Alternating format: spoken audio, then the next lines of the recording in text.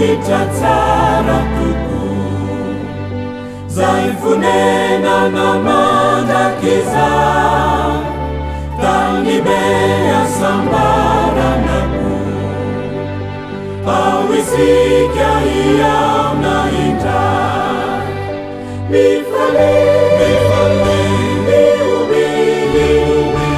ao isika miaona indray mifale miomily ao isika miaona indray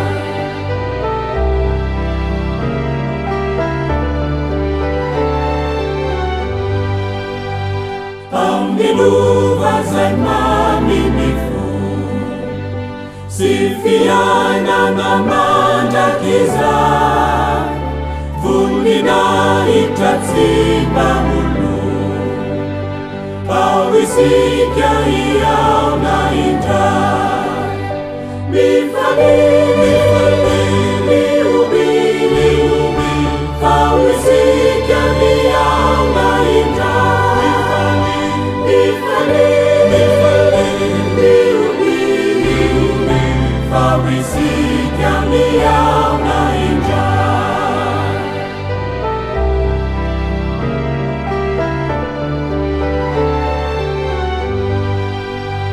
Angiray luarano niso uvantany naratiza zay ambiditra hoe mandroso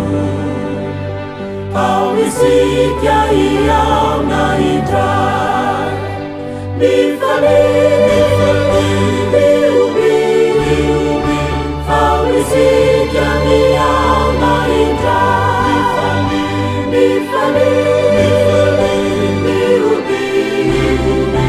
ao isika miaona indray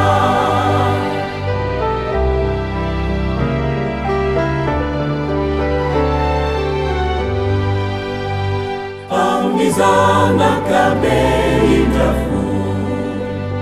zay mijaly taty faizan nefa tsy manahita milo fefavelona mandrakizay mifale miomily ao isika miaona indray mifale miomily ao isika miaona indray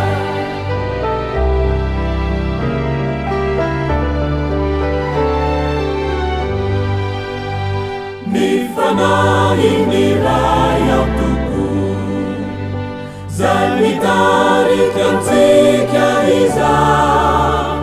sy mananatra antsika oso no mitondra antsika ankay mifale miomily ao isika miaona indray mifale miomily ao isika miaona indray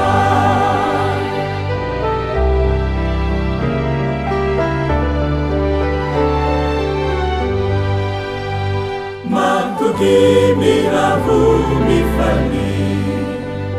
fazontsika ny lapandiray mitera mihira miroby fiadanana mandrakizay mifale miomily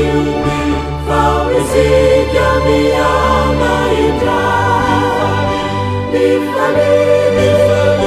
miomily ao isika miaona